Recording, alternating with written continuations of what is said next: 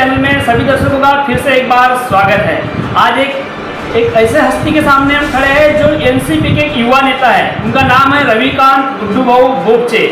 इनके समक्ष आज हम कुछ 3 सवाल लेके खड़े हैं। पहला सवाल तो ऐसा है कि एनसीपी पार्टी को लेके जनता में ग्राउंड लेवल पे कन्फ्यूजन तैयार हुआ है और कन्फ्यूजन क्या है कि ये जो युक्ति इस तरह से हो रही है, पार्टी में कुछ हलचल हो रही है, कुछ खलबली हो रही है, क्या खलबली हो रही है और क्या कन्फ्यूजन है आप जानते हैं। ये हमारे एनसीपी के युवा नेता इनसे।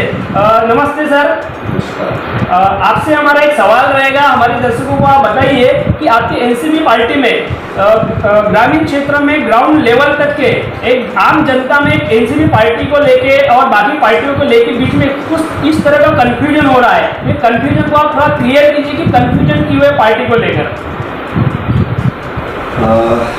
आपने जो बात बोला है वो है, थोड़ा लोगों में कन्फ्यूजन है। अभी खुद 3-4 दिनों से बाहर था, अपना ऑपरेशन था और कल दिन भर मैं ऑफिस में बैठा था तो करीब 30 लोग ऑफिस में आए और कार्यकर्ता थोड़े परेशान हैं कि भाई जो भैया हो रहा है, लोग चौक में चर्चा कर रहे हैं या बीजेपी के कुछ नेता चर्चा करते हैं कि अब तुम्हारे नेता को टिकट नहीं मिलेगा, वो तो कोटा ही बीजेपी का है, तो हम कैसा करें।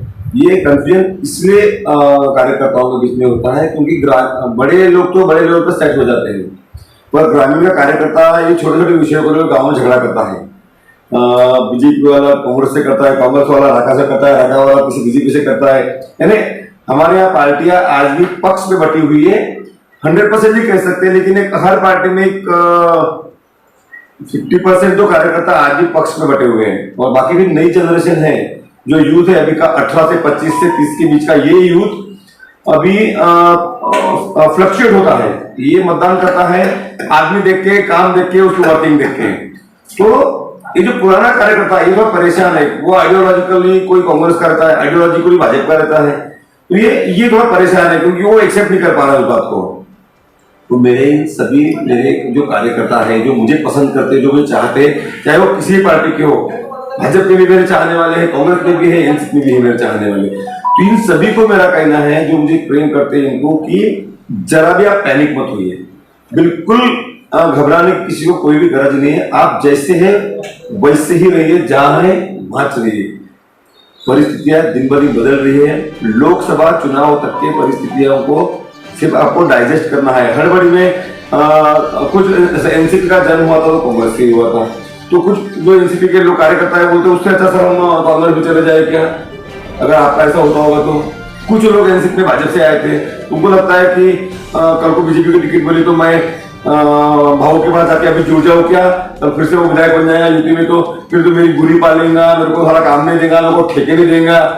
ये लोगों को टेंशन आ गया है अभी बहुत। आपने देखा होगा बीच में कार्यक्रम हुआ था तिरुड़ा में, विधायक महोदय क्या तो वहां सारा हुजूम, हर साल ज्यादा हुजूम जम गया था। तो ये हुजूम था, डर का हुजूम था। जब नाव डूबने का खतरा दिखता है ना तो सबसे पहले कमजोर लोग भक करते हैं वहां से, बराबर है। तो मेरी सभी लोगों को विनंती है, किसी को कोई डरने की गरज नहीं है। गुड्डू बोपचे ने 4 साल जनता के बीच में रही काम किया। तो भैया अभी आपकी बात को मैं रोकना चाहूंगा। आपने जो कन्फ्यूजन की बात की, बहुत अच्छी तरह से कन्फ्यूजन क्लियर की, लेकिन फिर और एक डर का सवाल जनता का निर्माण हो रहा था। वो ऐसा हो रहा है कि करंट में अभी बहुत सारे खासदार महोत्सव, सांस्कृतिक महोत्सव और बहुत तरह के रक्षाबंधन, इस तरह के बहुत सारे प्रोग्राम हो रहे और अलग अलग पार्टी के लेके। तो यहाँ से आपकी एनसीपी पार्टी से ऐसा कोई ना खासदार महोत्सव हो रहा है, ना सांस्कृतिक महोत्सव हो रहा है, तो इसमें आपकी जो ग्राउंड लेवल पे जो जनता है उनका और एक कंफ्यूजन और एक डर निर्माण हो रहा है। तो इसके संदर्भ में आप क्या संदेश देना चाहेंगे? सही है, ये भी आपका सवाल सही है। ये भी कुछ लोगों ने कल मुझे सजेस्ट किया कि भैया इसमें खासदार सांस्कृतिक महोत्सव हुआ, आमदार चषक हुआ, अभी भी तिरुड़ा में मेरे ख्याल से और एक महोत्सव चालू है, तो आप क्यों नहीं करते। 5 सितंबर को आज टीचर्स डे है, तो टीचर्स डे के उपलक्ष्य में बोले वो बड़ा एक प्रोग्राम ले रहे हैं। तो मेरा सबको यही कहना है, जो वो करते हो मैं क्यों करूँ, जो मैं करता हूँ वो तो वो नहीं कर पा रहे ना। जो सामान्य लोगों के, जनता के बीच में जाके जनता के काम, डायरेक्ट काम, सामान्य आदमी के छोटे छोटे काम, चाहे वो संजय गाय निराधार के हो, श्रावण बाढ़ की योजना हो, वृद्धाप्य की योजना हो, स्वर्गीय गोपीनाथ मुंडे अपघात बीमा योजना हो, ऐसे अनेकों रेशन कार्ड का काम हो, ये स्टूडेंट्स है उनको अगर सीएससी सेंटर में काम पड़ता है तो मेरे दोनों ऑफिस में सीएससी सेंटर है, सेतु केंद्र है। ये सारी मुफ्त सेवाएं जनता को मैं दे रहा हूँ। हर महीने में 300-400 लोग मेरे कार्यालय में आके विजिट देके अपने काम करा के जाते, तो वो लोग तो वो नहीं करते ना। तो जनता के सवाल उनको भी नहीं पूछती कि गुड्डू भैया तो कुछ भी नहीं है, ना एमएलए, ना एमपी, ना जेपी मेंबर है, बंदा असेंबली मेंबर है, ना सभापति तुम्हारा। उसके बावजूद गुड्डू भैया ये जो काम ग्राउंड लेवल पे करते वो लोग वो काम नहीं करते ना। वो तो सिर्फ करोड़ों का काम लाके सिर्फ ठेकेदारी बांटने का काम करते कमीशन खोल के लिए। तो मैं वो कहता हूँ क्या, मेरा किसी एक आदमी पे आरोप नहीं है, पर मेरे पास वो नहीं आता। रास वाला का सांस्कृतिक महोत्सव का तो ये अपने घर से नहीं करते हैं। इनकी सरकार है, इनकी सरकार उनको करने के लिए पैसे देती है इन सारे महोत्सवों के। वो तो मैं यहाँ तक बताता हूँ, लास्ट ईयर गोरेगांव में दही हंडी का प्रोग्राम हुआ था, बहुत बड़ा हुआ था। ये दही हंडी की प्रोग्राम जो सांस्कृतिक महोत्सव में आते हैं, खासदार दशक के भी नहीं पैसे आए थे इनके, तो आते। उसके बावजूद छोटे छोटे कार्यकर्ताओं से पैसा लेते, तू 5,000 तू 15,000 तू गुजराते रस्ते फाड़ते उनकी। भैया इतना पैसा करोगे क्या? ऑलरेडी गवर्नमेंट पैसा महोत्सव के नाम से ला रहे हो तुम सरकार से, तुम्हारा सरकार है तो, और बावजूद इसके तुम आगे भी कार्यकर्ताओं से पैसे लेते हो। तो मुझे ये सब काम नहीं जमता। इन लोगों से, कार्यकर्ताओं से, जनता, कार्यकर्ता जब हमारा झंडा उठाता है ना तो हमारे बाप का नौकर नहीं हो, वो पार्टी की आइडियोलॉजी के कारण हमारा झंडा उठाता है। तो हमने कार्यकर्ताओं से ठेके के पैसे लेना, काम के पैसे लेना, ये मेरी नजर में गलत है, ये उनका राइट है। तो मुझे इस टाइप का राजनीति ना मेरे घर में चिन्ह किया है, ना इस टाइप का राजनीति मुझे आगे करना है। मैं पहले और सीधा लड़का हूँ, मैं जनता की सेवा करना जानता हूँ। अपने कमाई के हिस्से में से अगर मैं महीने का 2 लाख रुपया अगर जनता के खर्चा कर सकता हूँ तो मैं वो कर रहा हूँ, और उसको मैं अपना सौभाग्य समझता हूँ। तो भैया, तो जनता का कहना ऐसा है कि जिस तरह के सांस्कृतिक महोत्सव हो रहे हैं, इस तरह के महोत्सव आपके हाथों से भी होना चाहिए, ऐसा जनता का कहना है, जिसके ऊपर आप क्या कहना चाहोगे? अवश्य होंगे, तब उस लायक जनता मुझे बनाए। पहले मैं अभी थोड़ी विधायक हूँ, ना सांसद हूँ, ना सभापति हूँ, ना जेपी मेंबर हूँ, ना आमदार हूँ, ना खासदार हूँ, मैं तो कुछ भी नहीं हूँ।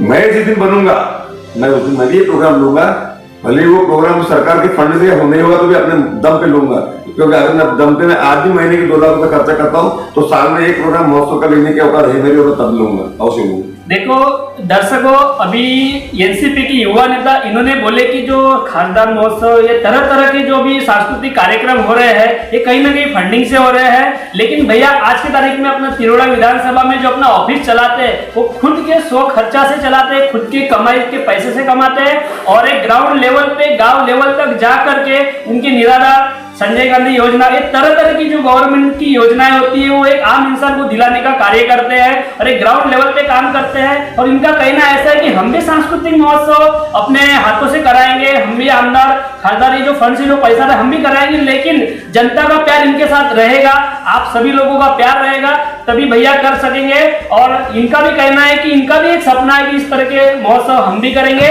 लेकिन जनता ने इनके साथ रहना बहुत जरूरी है, ऐसा भैया का कहना है।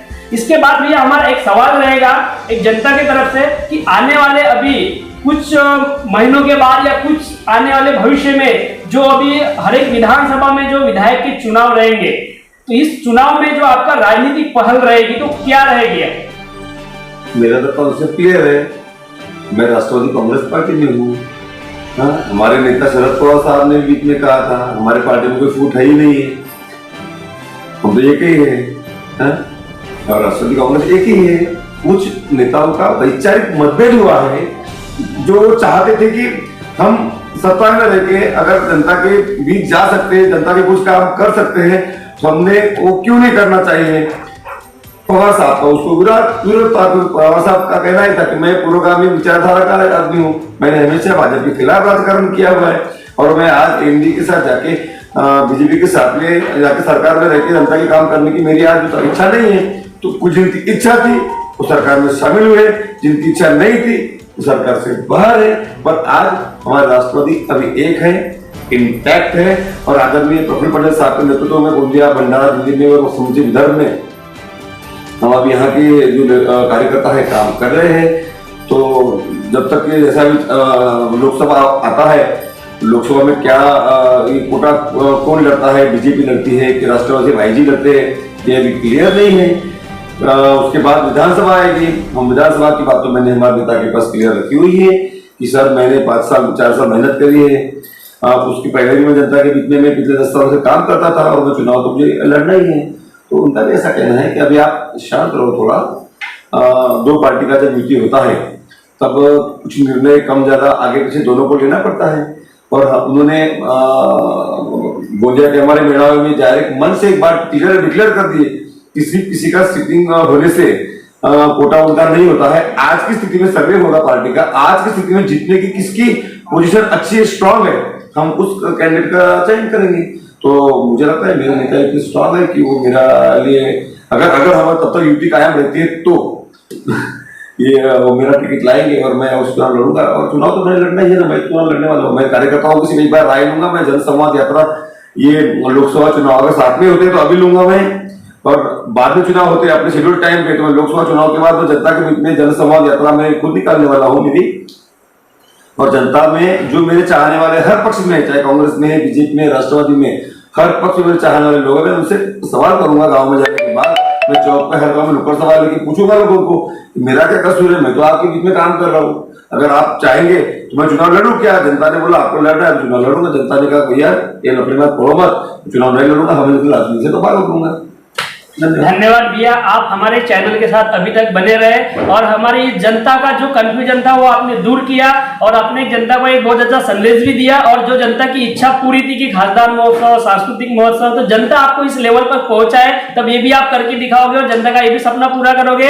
इसीलिए आप हमारे चैनल के साथ बने रहे, इसी तरह से आप अच्छा कार्य करते रहे और हमेशा जन कल्याण का कार्य करते रहे। और आप एक युवा नेता है और एक युवा नेता से पूरे भारतवर्ष की पूरी जनता से यही उम्मीद रहती है कि कहीं ना कहीं बहुत एक अच्छा कार्य हो, और वो गट्स आपके अंदर में है। ऐसी आप आने वाले भविष्य में विधायक का चुनाव आप भी चयनित हो और आप विजयी हो। हमारे चैनल के माध्यम से हम भी शुभकामनाएं देते हैं और इसी तरह के अच्छे कार्य आप करते रहे। और दर्शकों धन्यवाद, आपने अभी तक हमारे चैनल के साथ बने रहे और ऐसे ही खबरें देखने के लिए हमारे चैनल को लाइक और सब्सक्राइब कर बेल बटन जरूर दबाएं। जय हिंद, जय महाराष्ट्र।